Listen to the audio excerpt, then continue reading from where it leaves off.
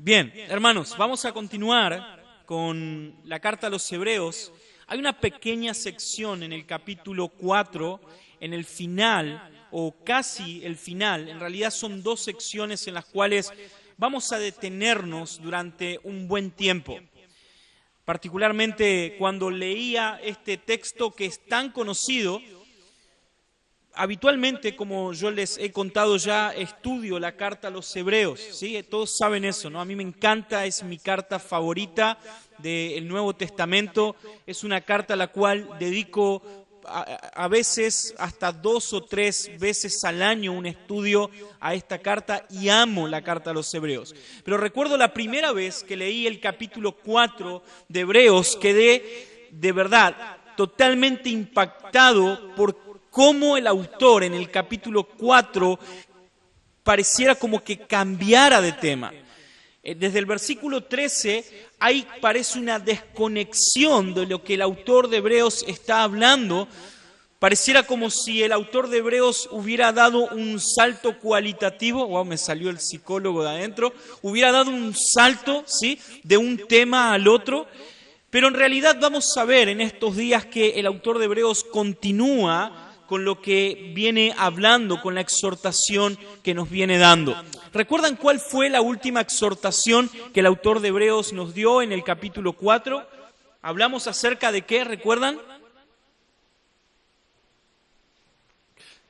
¿De qué hablamos? El domingo pasado, en el anterior, perdón, no en el pasado, en el anterior hablamos en el capítulo 4 de Hebreos acerca de una promesa y habíamos visto de que el autor de Hebreos iba a una historia del Antiguo Testamento para aplicar, ¿sí?, a nosotros un tema específico. ¿Recuerdan de qué hablamos? Bien, hay que escuchar las grabaciones después de Facebook y de YouTube, ¿sí? Hablamos acerca del reposo, ¿sí? El autor de Hebreos nos viene hablando de la superioridad de la persona de Cristo. Cristo es superior en todo, en esto estamos de acuerdo, ¿no? Pero el autor de Hebreos lo que hace es, de una manera teológica, sistematiza, ¿sí?, la superioridad de Cristo. Entonces, lo primero que el autor de Hebreos nos dice es que Jesús es mayor en revelación. O sea, Cristo, si antes en el Antiguo Testamento Dios revelaba y hablaba a hombres, por ejemplo, como Moisés, como vimos en el libro de Levíticos, lo que el autor de Hebreos nos dice es que Dios ahora nos ha hablado por medio de su Hijo Jesucristo. O sea, lo que el autor de Hebreos nos dice es, antes Dios hablaba, ahora Dios se muestra por medio de su Hijo. O sea, es una revelación extraordinaria. No puede haber más revelación que el Hijo, ¿sí? Entonces, esto también nos da algunos parámetros cuando alguien dice, bueno, Dios me está revelando algo particular. Entonces nosotros ahí debemos prestar oído y decir, no, pará. La Biblia dice que Jesús es la máxima revelación. Entonces, cuando alguien nos dice, Dios me reveló algo, entonces esa persona lo que está haciendo es desmentir al autor de Hebreos. ¿Alguna vez escuchaste esta idea? Dios me reveló en esta semana. ¿Lo escuchaste? Sí, lo escuchaste, seguramente. Hermanos, eso es muy peligroso. Dios no revela. Perdón, Dios ya no revela, ¿sí? No revela de la manera que lo hacía en el Antiguo Testamento. Si yo hoy dijera de que Dios me ha revelado algo en estos días, lo que estaría diciendo es, hermanos, ya no miren a Cristo, ya no presten atención a Cristo, deben prestar atención a lo que yo tengo para decirle. Y ven lo que ocurriría, ¿no? El foco saldría de la persona más importante y pasaría a mí. Hermanos, eso es peligroso. La Biblia nos dice que Cristo es la máxima revelación. Cristo es la revelación absoluta de Dios. Él nos muestra a Dios. ¿Qué más necesitamos? ¿Qué otra revelación necesitamos? Es la revelación máxima. Cristo es la revelación máxima. Así que cuando alguien te diga, voy a hablarte acerca de una revelación que tuve, entonces vos rápidamente abrí la Biblia y decirle, ¿en qué capítulo? No hay revelación más extraordinaria y por encima de Cristo. De hecho, el autor de Hebreos nos dice que el Antiguo Testamento no es tan importante, no es una revelación tan extraordinaria como la de Cristo. Cristo es el cumplimiento. El Antiguo Testamento era algo parcial, ¿sí? Era algo sistemático que avanzaba hacia una persona y esa persona es Cristo. Bien, también el autor de Hebreos nos habla acerca de la superioridad de Cristo, de la segunda persona de la Trinidad sobre los ángeles. Cristo es superior a todos los seres. ¿Por qué? Porque los ángeles son seres creados, igual que nosotros. Pero Cristo no es creado. Cristo es Dios, así que Él es superior también a los ángeles. También Cristo es superior a Moisés. Cristo es superior a Moisés. Él tiene más gloria que Moisés. Y el autor de Hebreos nos dice en el capítulo 3 de que Moisés era un constructor de la casa. Pero el autor de Hebreos nos dice que Cristo es el dueño de la casa. Y el autor de Hebreos nos dice también de que esa casa que Cristo es dueño y el cual los profetas edificaron, y él, el autor de Hebreos, estaba edificando, no es más ni menos que nosotros, la iglesia de Cristo. Así que el autor de Hebreos nos muestra también la superioridad de Cristo sobre Moisés. Y por último, lo que vimos el anteúltimo domingo es que Cristo es nuestro mayor reposo. En el Antiguo Testamento, Israel salió de Egipto luego de haber pasado miles de años o cientos de años como esclavos. 500 años de esclavitud, y Dios los quita de la esclavitud de Egipto y los lleva ¿a dónde? A una tierra prometida. Para ellos, hermanos, Canaán representaba el cese, el descanso, el reposo a su tiempo de esclavitud. Canaán era la libertad. Y hermanos, lo que la Biblia nos dice es que Cristo es nuestra libertad. Cristo es nuestro reposo. Entonces el autor de Hebreos nos muestra que hay un reposo mucho más importante que Canaán, y ese reposo es Cristo. Pero también el autor de Hebreos nos dice que vamos a tener y tenemos una esperanza a un reposo futuro en la presencia de Dios. Y eso debe ser esperanza. Ahora, ¿por qué el autor de Hebreos nos está exhortando y nos está mostrando estas verdades? ¿Por qué él lo está haciendo? Hermanos, como dijimos, esta carta es una alerta para nuestra vida. El autor de Hebreos lo que nos está diciendo es, hermanos, miren a Cristo y tengan cuidado de no desviarse de la verdad. Miren a Jesús, Él es importante. No miren hacia atrás. ¿Cómo se llama o cómo ponemos como sobrenombre o qué la Biblia pone como nombre a una persona que ha mirado la cruz de Cristo, sin embargo, su mirada la vuelca hacia atrás? ¿Cómo lo llama? Es ¿un qué? Tiago, ¿qué es un apóstata? Exactamente. Justo esta semana Tiago anduvo preguntando por ahí, ¿qué es un apóstata? ¿Sí? Lo que el autor de Hebreos lo que va a hacer es mostrarnos a nosotros cuáles son las características de un apóstata. Hermano, te aseguro que no querés estar o no querés tener ese nombre. La Biblia nos habla de que los apóstatas, hermanos, son dignos de la ira de Dios. Un apóstata es aquel que ha gozado de los beneficios de la gracia de Dios, mas no es un converso. Es un inconverso en medio de la iglesia de Cristo. Es como el pueblo de Israel, que habían gozado del poder de Dios, habían visto la mano de Dios, habían sido beneficiados de Dios, de todo lo que Dios había hecho. Sin embargo, cuando tuvieron la oportunidad, lo que hicieron fue darle la espalda a Dios y negar a Dios. No creyeron en las promesas de Dios.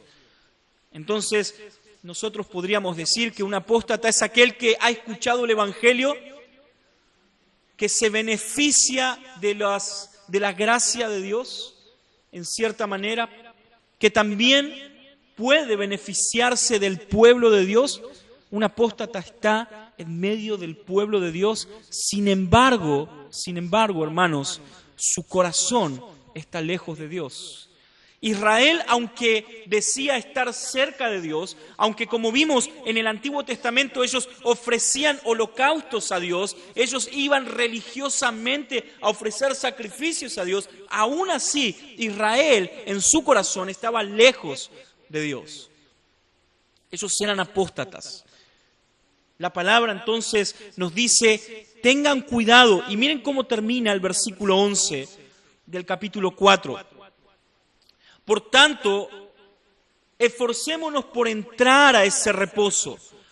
Miren esto, no sea que alguien caiga siguiendo el mismo ejemplo de desobediencia. ¿Cuál es el ejemplo de desobediencia al cual el autor de Hebreos se refiere? ¿Cuál es? ¿A quién? La caída, pero ¿la caída de quién? No es de Adán y Eva. Del hombre, no. ¿A qué se estaba refiriendo? Lo acabo de decir hace un ratito. Israel, exactamente. El ejemplo que el autor de Hebreos toma para decir, tengan cuidado, esfuércense, esforcémonos por entrar al reposo y miremos que no caigamos siguiendo el ejemplo de los que desobedecieron. Él se refiere ni más ni menos que al pueblo de Israel que murió, perecieron en la puerta de Canaán. ¿Cuántos fueron los que entraron y vieron la promesa de Israel o que Dios había hecho a Israel? ¿Cuántos fueron? ¿Cuántos? Joel, no hables más vos. ¿Cuántos? No, entraron. De los que no creyeron, sin duda. Pero ¿cuántos de los que salieron de Egipto entraron a la tierra prometida? ¿Cuántos? Joel, se te fue un número ahí. No. Josué y Caleb, exactamente. ¿Quién eran Josué y Caleb? Eran esos 12 espías que habían ido entre los 12.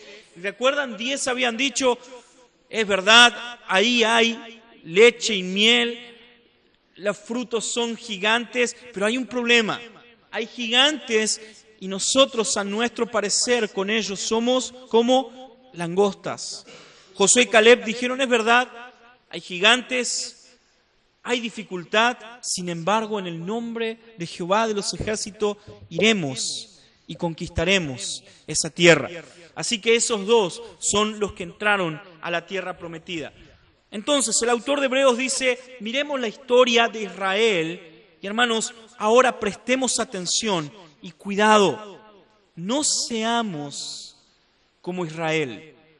No sea que nosotros estemos cantando y viendo la gloria de Dios y nuestro corazón esté alejado de Dios.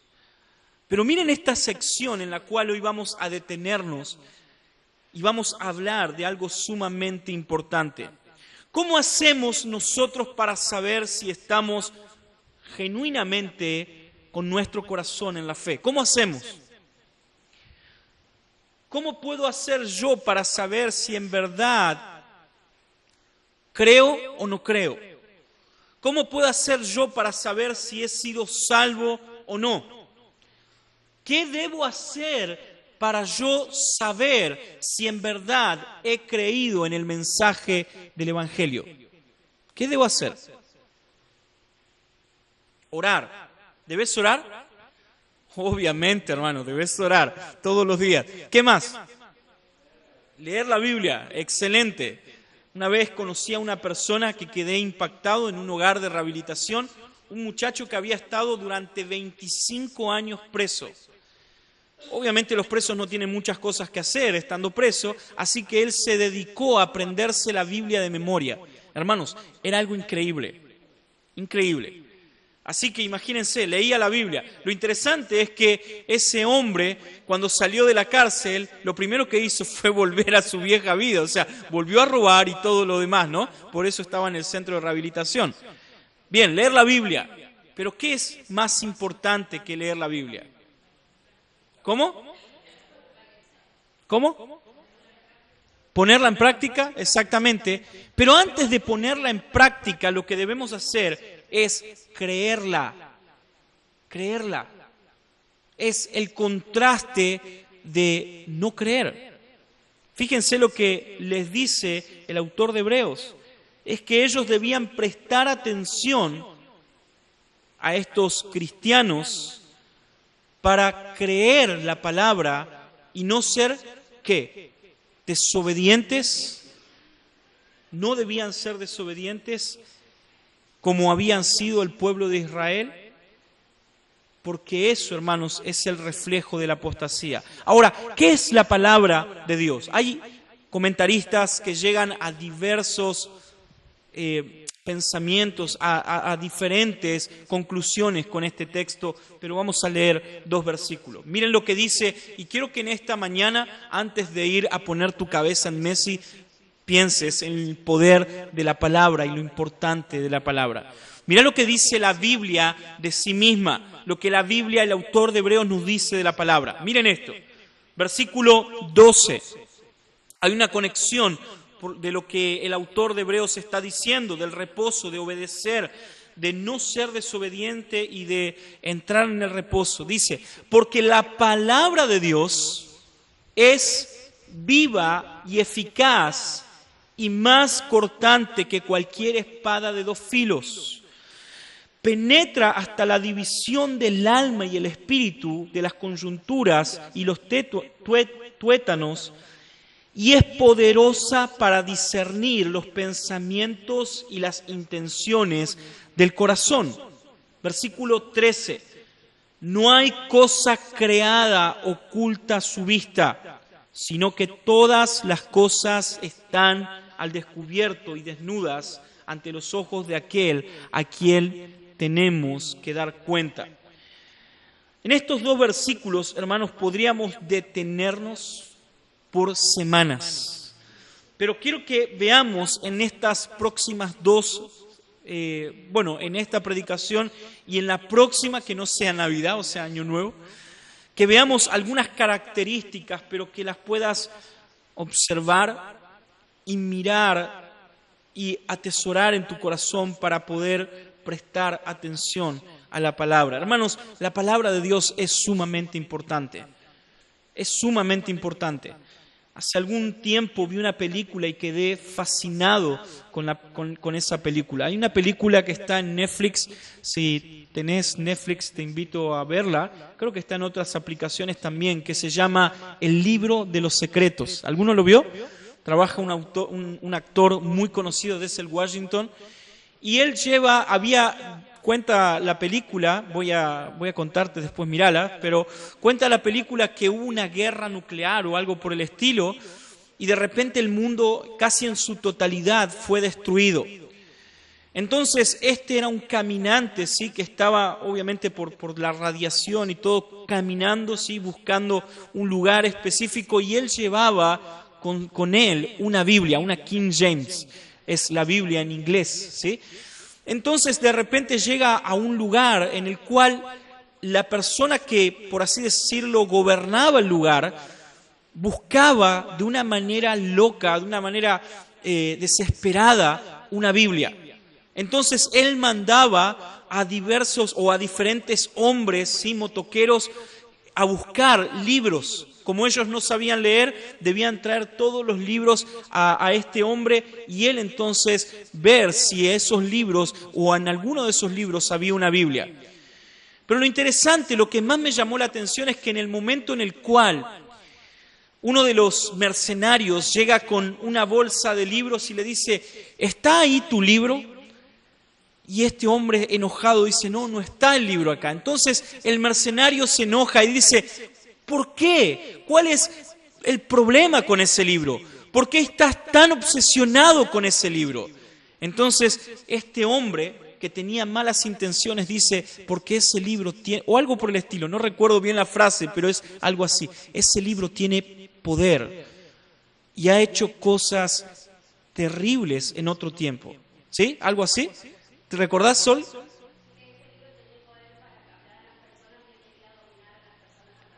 Eso, exactamente. Ese libro dominaba a las personas. Gracias, Sol. Yo soy malo para recordar las frases. Pero hermanos, eso es la Biblia. La Biblia tiene poder. Y yo sé que hay veces nosotros lo repetimos, ¿no? ¿Alguna vez escuchaste eso? ¿La Biblia tiene poder? ¿Sí? ¿Pero lo crees? ¿En verdad lo crees? Ese es el problema. No importa si lo decís. Hay mucha gente que profesa y dice creer en el poder de la Biblia. ¿Pero lo crees? ¿En verdad lo crees? Una vez una persona, un pastor, un predicador, dijo que él creía en la suficiencia de las Escrituras. Como iglesia, quiero contarte, creemos en la suficiencia de las Escrituras. ¿Sabes lo que es eso, la suficiencia de las Escrituras? ¿Alguien sabe lo que eso significa? ¿Sí? Julián, ¿qué significa la suficiencia de las Escrituras?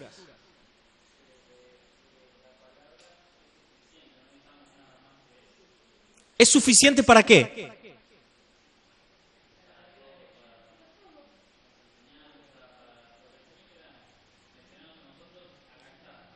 Todo. Para todo. La Biblia es suficiente para todo. O sea, la Biblia, por ejemplo, transforma a las personas. Veo a Lua ahí que está por estudiar psicología. No es algo con vos, Lua, te lo prometo. Pero cuando nosotros decimos, hay una persona que necesita sin duda ir al psicólogo, hermano, yo no tengo problema con los psicólogos, todo bien, pero te aseguro que un psicólogo no transforma a la persona. Si Lua el día de mañana confía en la psicología para transformar o para cambiar la vida de una persona, va a fracasar como psicóloga. Sin embargo, las personas que confían en la palabra, que la palabra es suficiente, hermanos, sin duda verán éxito en lo que hacen, porque la Biblia es exitosa por sí misma. Pero en este texto encontramos algunas verdades del poder de la palabra. Y lo que el autor de Hebreos nos dice y nos va a decir es que debemos estar atentos al poder de la palabra, atentos al poder de la palabra. Primero, quiero que veamos algunas características de la palabra. Ayúdame y acompáñame ahí con tu vista en el texto y vamos a ver algunas características de la palabra. Como dije, vamos a dividirlo y no vamos a verlo todo hoy, sino que vamos a dividirlo en dos partes. Bien, porque la palabra es viva. ¿Sí? Primer característica de la palabra que encontramos es que la palabra es viva. ¿Qué significa que la palabra es viva? Bien, ahora lo vamos a ver. Y también es eficaz. Exactamente, la palabra también es eficaz. Y también es más cortante, ¿sí? Cortante que cualquier espada de dos filos. Esa espada lo que hace es, ¿qué? Penetrar, ¿sí? Penetra hasta la división del alma y del espíritu y de las coyunturas y los tuétanos. Y miren qué sigue diciendo, y la palabra es, ¿qué? Poderosa para discernir los pensamientos y las intenciones del corazón. No hay cosa creada oculta a su vista. ¿Qué más? ¿Qué podríamos decir ahí? ¿Qué es también la palabra? Discierne, la palabra discierne, ¿sí? Es poderosa para discernir, pero también la palabra es reveladora. La palabra es reveladora. En otras palabras, no hay nada oculto en los corazones de los hombres que la palabra de Dios no pueda sacar a la luz. Entonces, 6 características, hay más, seguramente, pero 6 características que quiero enfocarme de lo que el texto, el autor de Hebreos nos dice en cuanto a la palabra. Lo primero es, entonces, la palabra es viva. Lo segundo, la palabra es eficaz. Lo tercero, la palabra es cortante. Lo cuarto, la palabra es penetrante. Lo quinto, la palabra es poderosa para discernir. Y lo sexto, la palabra es reveladora. Amén. Bien, vamos al primer punto. ¿Qué significa que la palabra es viva? ¿Qué significa que la palabra es viva? Hermanos, en otras palabras, lo que el autor de Hebreos nos está diciendo es que la palabra de Dios es vigente para nosotros. La palabra de Dios es vigente. Cuando en el Antiguo Testamento los israelitas escucharon la palabra y ellos desobedecieron la palabra, no es que esa palabra dejó de tener validez. Por eso nosotros leemos el Antiguo Testamento. Por eso creemos que el Antiguo Testamento es parte de la palabra de Dios. El autor de Hebreos entiende esto, que la Escritura es ni más ni menos que el Espíritu Santo revelando, y que esa palabra continúa en vigencia para nosotros. No es solamente una historia pasada, no es solamente el éxodo y la desobediencia y la incredulidad de Israel. Esto también, y hermanos, esto nos enseña a que la Biblia está vigente para nosotros. La palabra vive también para nosotros, es válida. Por ejemplo, la Biblia no es, hermanos, un libro muerto de religión. La Biblia es vida, vida. La palabra, como dijimos, está viva, es una palabra viva, tiene vigencia para nosotros. La palabra no ha caducado, la palabra no muere. La palabra siempre, hermanos, está acertada. La palabra es válida para el hombre de hoy, como lo fue en el tiempo de Israel, en el desierto. La palabra sigue siendo válida para nosotros como para aquellos hombres que escucharon el mensaje de Dios, como Moisés, como David, como Josué, como Abraham. La palabra es Dios hablando hoy a nosotros. La palabra es: oye hoy la voz de Dios.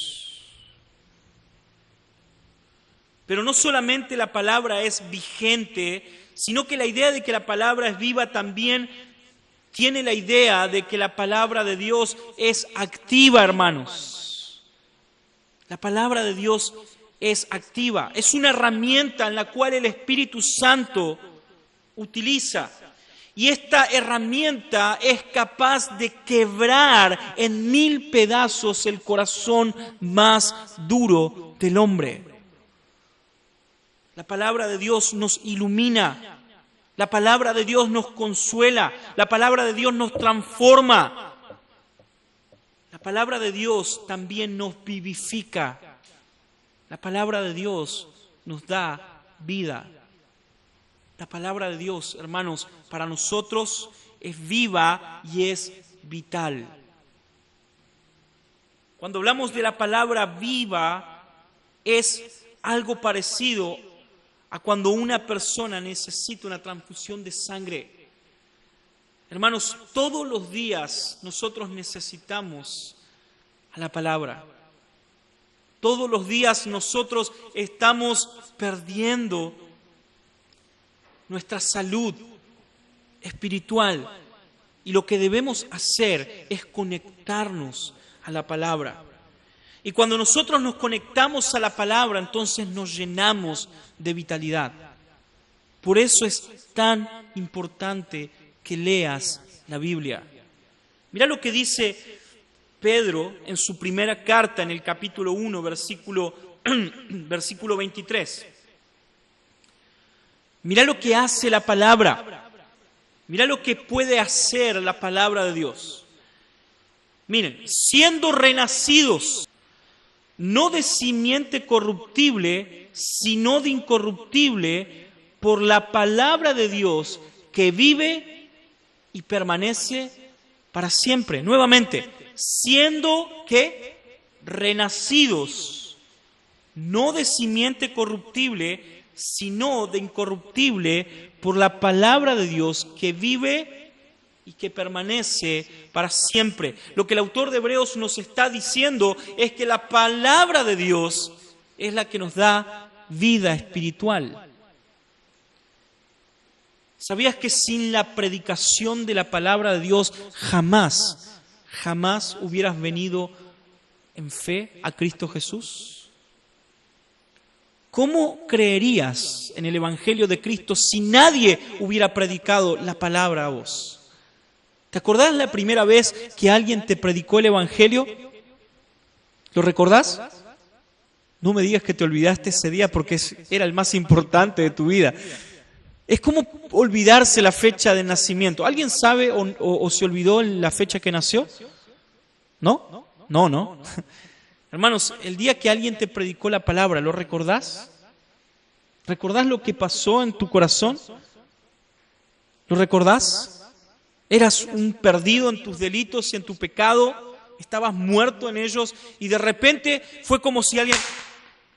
Y despertaste y dijiste, esto jamás lo había visto.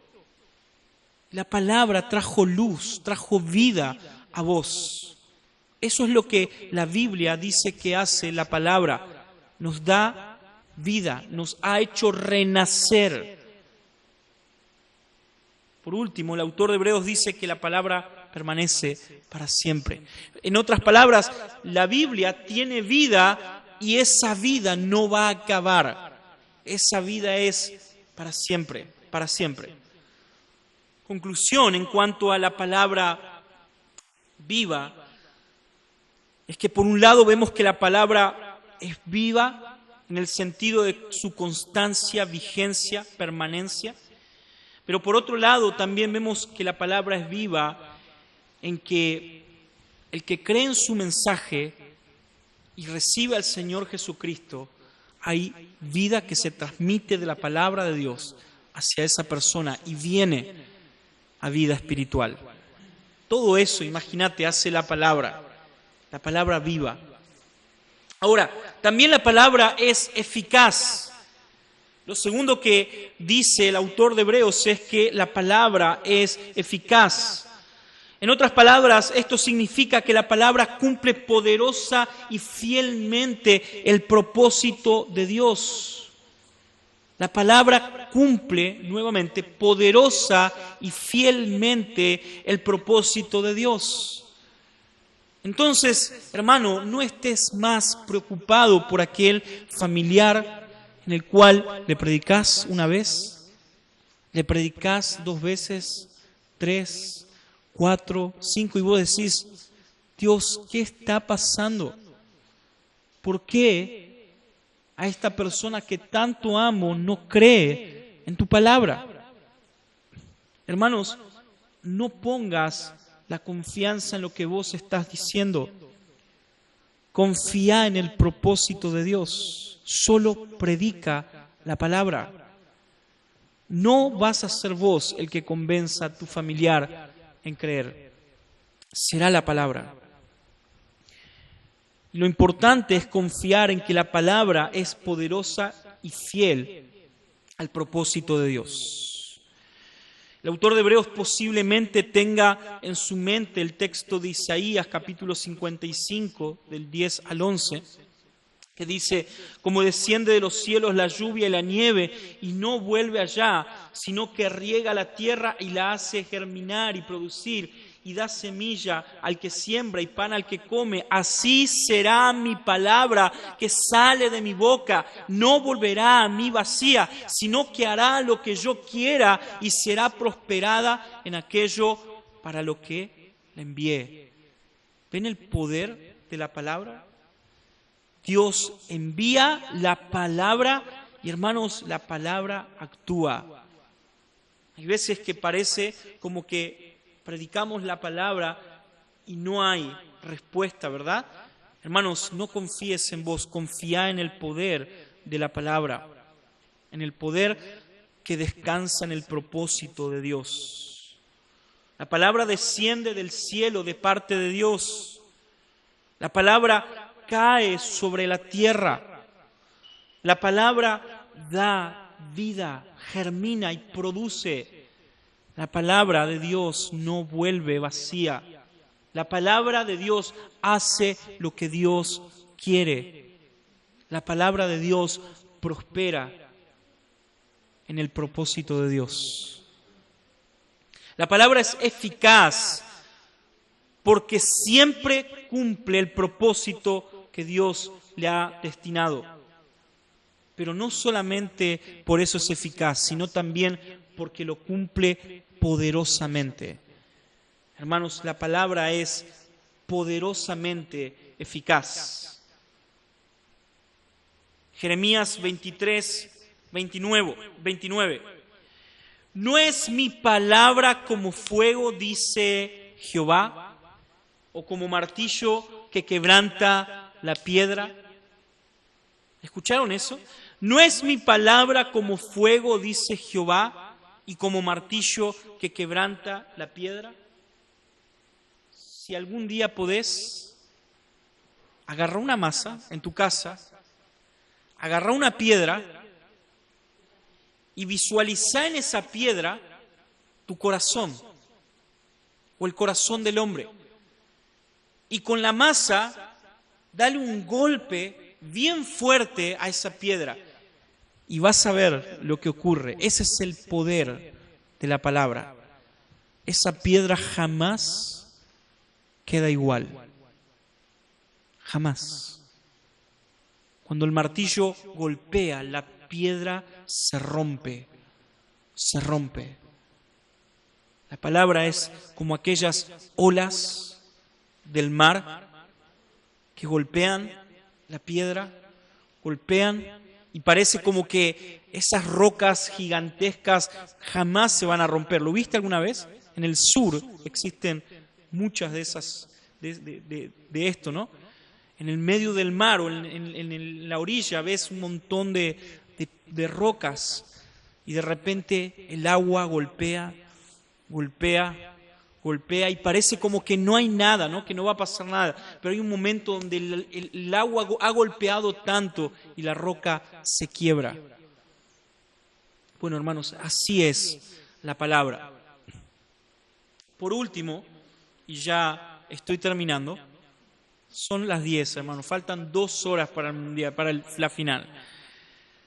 Por último, la palabra es cortante. La palabra es cortante. La idea acá es una idea que se repite una y otra vez en la Biblia. La idea es de la palabra como una, ¿qué? Una espada, exactamente, una espada. Y lo encontramos en diversos textos a esta idea. Solamente quiero leer algunos. Por ejemplo, Efesios capítulo 6, versículo 17, la espada del Espíritu, que es la ¿qué? La palabra de Dios. También Isaías capítulo 49, versículo 1 al 3. Jehová me llamó desde el vientre, desde las entrañas de mi madre, tuvo mi nombre en memoria y puso mi boca, miren, y puso mi boca como una espada aguda, me cubrió con la sombra de su mano y se puso una saeta, y me puso una saeta, me guardó y me dijo, mi siervo eres. Puso en mi boca una espada aguda, la palabra. En Apocalipsis capítulo 1, 16 encontramos, me volví para ver la voz que hablaba conmigo y vuelto vi a uno semejante al Hijo del Hombre. Tenía en su diestra 7 estrellas, de su boca salía una espada aguda de 2 filos. Apocalipsis 2, versículo 12. Escribe al ángel de la iglesia en Pérgamo, el que tenía la espada aguda de 2 filos, dice esto. Hermanos, no importa a qué dirección la palabra de Dios apunte. No importa la dirección a la cual la palabra esté apuntando. La palabra es una espada que siempre, siempre, hermanos, penetra y corta. La palabra siempre penetra y corta. 3 aspectos en cuanto a esto. La palabra corta hasta lo profundo. En otras palabras, la palabra de Dios no hace rasguños. La palabra de Dios no hace rasguños. Cuando la palabra de Dios penetra nuestros corazones, no deja marquitas, hermanos. La palabra de Dios penetra. La palabra llega a la parte más profunda del corazón del hombre, de nuestras aspiraciones.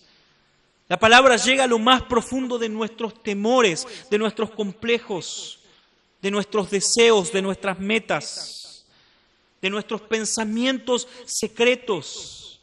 La palabra llega a tus pasiones y a mis pasiones más escondidas, en lo más profundo de nuestro corazón. La palabra explora los rincones más inaccesibles en nuestros corazones. Pero también la palabra pone en manifiesto nuestras motivaciones.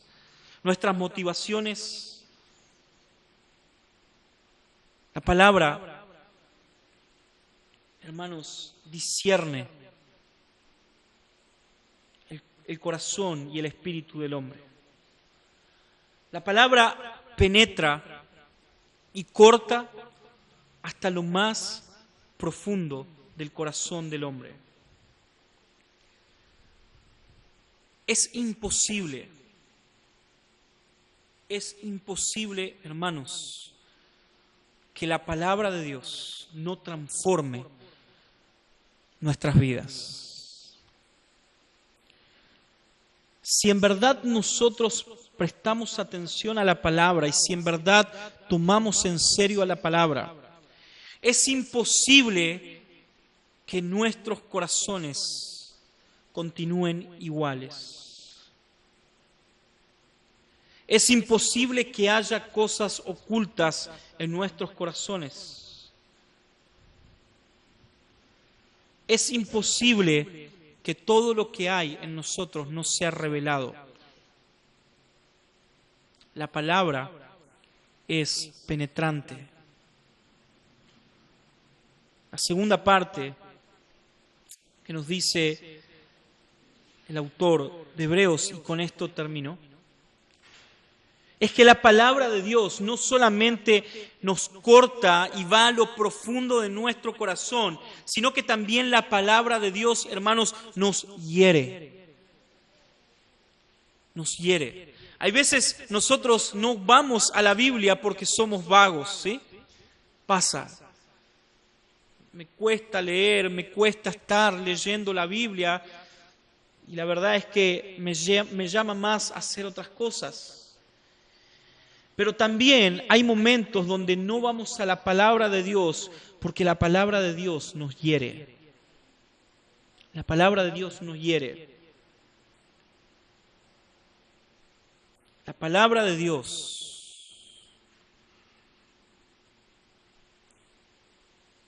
también, hermanos, corta nuestros corazones con la intención y la única posición de sanarnos. Cuando alguien va al médico y el médico le dice, no hay otra salida que no sea la operación. Hermanos, una operación significa una cirugía. ¿Sí? ¿Alguien pasó por una cirugía alguna vez? Yo recuerdo, Dani está allá y dice sí, hace poquito. Recuerdo cuando pasé una sola vez por el quirófano, bueno, 2 veces, pero una vez fue una cirugía. Tenía un miedo, de verdad, Sol es testigo de esto, casi que me despedí de ella, ¿no? Me iban a operar la rodilla, pero de verdad, yo tenía miedo, de verdad, tengo que confesarlo, tenía miedo.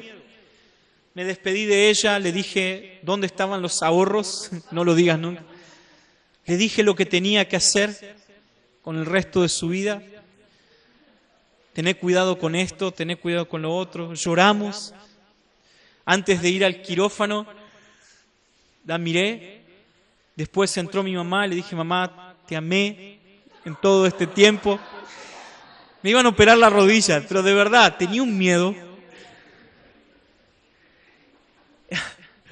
Pero hermanos, recuerdo que cuando estaba en la sala, el doctor me empezó a contar cómo iba a ser la cirugía. Entonces él me dijo, mira, vamos a cortar, vamos a hacer un pequeño corte en tu rodilla, 2 pequeños puntos, de nada, son pulgadas, y vamos a, ya cuando él estaba en la segunda parte en la que iban a meter algo dentro de mi rodilla, yo ya estaba desmayado, ¿sí? Entonces el médico me dice, Fernando, ¿querés que pongamos una anestesia parcial? Y yo le dije, no, ya está, si vas a matarme, no me quiero enterar, así que poné una anestesia total y me dormí.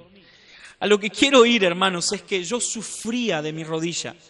Para llegar a una cirugía, y todos saben, yo soy futbolero, me encanta el fútbol, me encanta jugar al fútbol, pero hubo un momento donde ya no podía. Era el dolor tan terrible y un día mi rodilla estaba tan inflamada que ni siquiera podía poner un jean, un pantalón. Entonces dije, tengo que ir al médico. El médico me dijo, hay que operar.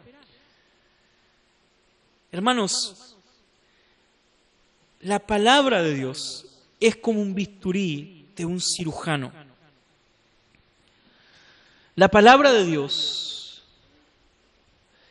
es cortante, es incómoda. Yo te aseguro que si alguien tuviera la opción de no pasar por un quirófano, diría, la verdad, que gracias, pero no. Es incómodo, es desesperante. No quiero imaginar para aquella persona que es operada, por ejemplo, de un tumor. Pero esa persona sabe, hermanos, que es necesario que el bisturí pase. Es incómodo, pero es sanador. La palabra de Dios es como el bisturí que corta y quita. Sí, una vez, luego de esa operación, vi esos bisturí que utilizan los médicos, acá los futuros médicos van a saber. ¿Saben? Es lo más cortante que hay. Solamente con un roce puede abrir la piel y puede abrir la carne. Vi una vez en un programa cómo quitaban un tumor. Es increíble, hermanos, es algo hasta, no vomiten, por favor, pero es algo hasta, tiene que ser un movimiento suave y eso pasa casi como si lo sacara empujándolo. Seguramente si no existiera la anestesia eso dolería, ¿verdad? La palabra de Dios actúa así con nuestro pecado. La palabra nos denuncia. La palabra nos perturba. Cuando estamos ahí es cuando la palabra de Dios viene y nos dice, ¿qué estás haciendo? La palabra de Dios revela las cosas escondidas que no son agradables a Dios. La palabra de Dios nos dice y nos muestra lo que nuestro corazón es capaz de hacer, el pecado. La palabra de Dios ofende nuestro orgullo. La palabra de Dios nos quebranta como aquel martillo que leímos en Jeremías. Pero hermanos, si atendemos debidamente la palabra de Dios, ya sea meditándola, orando, leyéndola, proclamándola, predicándola, siempre, hermanos, la palabra dolerá.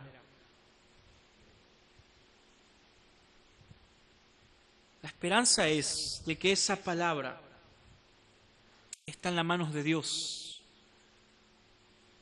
La palabra es la espada no que nosotros podemos tener, sino que es la espada de Dios. ¿Alguna vez escuchaste esa idea? Recuerdo una vez, en realidad no una vez, casi siempre me pasa en Sociedad Bíblica que llega personas al local de venta y me dicen, vengo en búsqueda de mi espada. Y yo le digo, te equivocaste de lugar porque acá vendemos Biblia, pero entienden, ¿no? Siempre vienen personas así. Vengo en busca de mi espada. Y es como que las personas dicen, no, porque yo con esta espada voy y lucho por las almas perdidas. ¿Qué? Hermanos, la espada, el único que tiene el poder para tomar la espada en su mano y actuar es Dios. Es Dios. La palabra sale de la boca de Dios, no de nuestra boca. Esa espada está en las manos de Dios. Esa espada en un futuro será ni más ni menos que juicio y destrucción para los que no creen y no creyeron en el Hijo de Dios. Pero hoy para nosotros se convierte en ese victorí que es utilizada para nuestra sanidad. Las intervenciones de la palabra son aquellas intervenciones quirúrgicas, espirituales. Son dolorosas, pero traen sanidad. La palabra de Dios trae salvación. La palabra de Dios, hermanos, nos hiere. Si la palabra no te está hiriendo, entonces es porque no estás prestando atención a la palabra. Mi deseo en este domingo, aparte de que Argentina salga campeón, mi deseo es que en esta semana puedas atender el poder de la palabra. Puedas atender a la poderosa palabra de Dios. Que en esta semana sea una semana donde gastes tu Biblia, donde marques como nunca antes tu Biblia y busques el poder que en ella hay. Es el poder que sale de Dios. En esta semana, hermano, gasta tu Biblia. Hacelo siempre, pero en esta semana particularmente. Gasta tu Biblia. Última cosa y termino. Si vas a gastar tu Biblia en esta semana, no seas como esos niños malcriados que no quieren compartir lo que el papá le ha dado. Compartí todo lo que Dios te hable en esta semana. Tal vez alguien esté necesitando la poderosa palabra de Dios. Compartila. Hablales a otros. Mandá a los grupos de WhatsApp, aunque no sean grupos solamente de la iglesia. Seguramente estarás en otros grupos de WhatsApp, de fútbol, que hay como 5. Seguramente estarás en WhatsApp de la facultad. Seguramente estarás en WhatsApp, en grupos de WhatsApp de padres de escuela, de madres de escuela, de familias. Que esta semana sea el momento en el cual la palabra de Dios salga de tu boca y de tu teléfono. Que esta semana el poder de la palabra actúe en tu vida y en mi vida. Amén. Que Dios te bendiga. Nos vemos el domingo que viene. Bendiciones.